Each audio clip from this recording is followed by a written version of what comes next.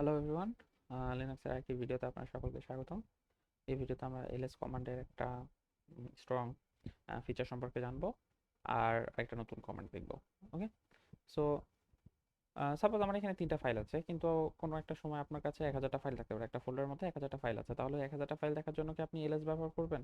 আপনি লিখবেন এলএস, তারপরে 1000টা ফাইল আসবে, তারপরে আপনার যে ফাইলটা দরকার সেই ফাইলটা আপনি চেক করবেন, বা সেই ফাইলটার ডিসক্রিপশনটা আপনার দরকার। সাপোজ এলএস এল দিলাম, তাহলে আমার এখানে যে এই ফাইলগুলো, সাপোজ আপনার ফার্স্ট ওয়ান যে ফাইলটা আছে এই ফাইলটা আপনার দরকার, বা আপনার যে টেক্সট ফাইলগুলো আছে জাস্ট সেই টেক্সট ফাইলগুলো দরকার, কিন্তু আপনার ডক ফাইল আর টেক্সট ফাইল একসাথে আছে বা পিডিএফ ফাইলগুলো একসাথে আছে। সো একটা একটা করে দেখা আসলে অনেক কষ্টকর একটা বিষয়। এটার একটা শর্টকাট ওয়ে আছে, সেটা এলএস আমাদেরকে দেয়, সেটা হচ্ছে রেগুলার এক্সপ্রেশন ব্যবহার করে।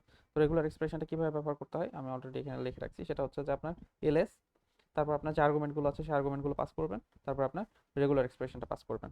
ওকে, সো দেখি কিভাবে আমরা সেই কাজটা করতে পারি। আমরা এলএস লিখলাম, তারপরে এ লিখলাম, এল না দিই, আমার এ লেখার পর আমি এখানে কি দিব, আমার যে রেগুলার এক্সপ্রেশন গুলো আছে, আমার রেগুলার এক্সপ্রেশনের জন্য আলাদা একটা ভিডিও থাকবে ইনশাল্লাহ পরবর্তীতে। আপাতত জাস্ট আমরা ফিচারটা জাস্ট দেখতেছি। ওকে, ডট টি যদি আমি লিখি, এন্টার দিই, তাহলে দেখতে পাবেন এখানে কিন্তু জাস্ট টিএক্সটি যেগুলো আছে সেগুলো। আর এলএস এ যদি আমি দিই, তাহলে আমার প্রত্যেকটা ফাইল কিন্তু এখানে শো করতেছে। এখন এলএস এ এল দিয়ে যদি আমি ডট টিএক্সটি দিই, তাহলে কিন্তু আমার লং ফরম্যাটে দেখাবে, জাস্ট যেগুলো শেষে টিএক্সটি আছে সেগুলো। ওকে, এই হচ্ছে বিষয়। তো আশা করতেছি এটা অনেক কাজে লাগবে আপনাদের ভবিষ্যতে। আমরা এটা নিয়ে অনেক কাজ করব। এরপরে যে বিষয়টা আছে সেটা হচ্ছে আমাদের প্রেজেন্ট যে ডিরেক্টরি আছে সেই ডিরেক্টরিটা আমাদের জানা দরকার। ওকে, আমরা কোন ডিরেক্টরিতে আছি, এইখানে আমাদের এই ডিরেক্টরিটা শো করতেছে যে আমি ফার্স্টের মধ্যে আছি, বাট এই ফার্স্টটা কোথায় আছে, তাই না? দেখেন এখানে জাস্ট কিন্তু ফার্স্ট বলা আছে, ফার্স্টটা কার মধ্যে আছে কোথায় আছে এটা কিন্তু শো করতেছে না। ওকে, আমি যদি এর মধ্যে থেকে ফার্স্ট না দেখাই, ডাউনলোডের মধ্যে এখান থেকে এখানে আসলাম, আমি যদি এখানে আসি, তাহলে দেখেন এখানে কিন্তু জাস্ট ভিম সেটিংস মেইন দেখাচ্ছে। এটা হচ্ছে আমার জাস্ট যে ফোল্ডারটার মধ্যে আছে সেই ফোল্ডারটা নেই, কিন্তু আমার পাথটা দেখাচ্ছে না।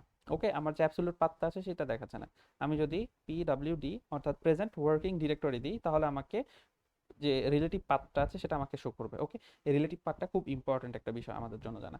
এখানে দেখেন তাহলে আমাদের কি করলো, slash home slash student download কোথায় আছে, এটা পুরোটা আমাদের যে absolute path, sorry absolute path যেটা আছে সেই অ্যাবসলিউট পাথটা আমাদেরকে শো করতেছে। ওকে, সো আমাদের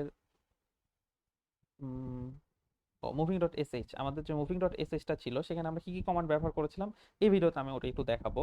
আমি যদি ক্যাট মুভিং ডট এসএইচ দিই, তাহলে আপনারা দেখতে পাবেন এখানে আমি কি করেছিলাম, হোমের মধ্যে এই অংশটা দেখার দরকার নাই, ফাইল এই তো দেখেন এখানে আমি পিডব্লিউডি ব্যবহার করেছি, অর্থাৎ আমার যে কারেন্ট ওয়ার্কিং ডিরেক্টরিটা আছে সেটা কিন্তু আমি পিডব্লিউডি ব্যবহার করার মাধ্যমে নিয়েছিলাম।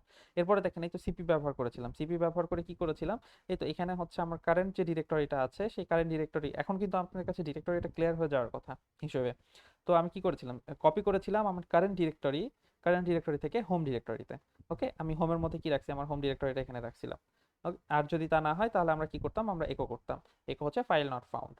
তো আমরা এখানে কি করেছি আর এখানে কি করেছি আমাদের মোটামুটি ক্লিয়ার, আর বাকি যেগুলো আছে এগুলো আমরা ক্লিয়ার হয়ে যাবো আস্তে আস্তে। ওকে, সো ভালো থাকবেন, ভালো রাখবেন, দেখা হচ্ছে নেক্সট ভিডিওতে।